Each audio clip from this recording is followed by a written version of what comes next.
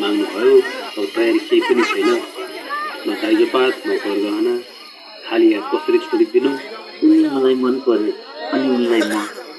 हामीलाई अरू केही पनि चाहिँदैन। अनुमतिको टिका लगाइदिनु भए पुग्छ बुवा। अब एकअर्कामै मन मिलेको हो भने हामी त के भनौँ र?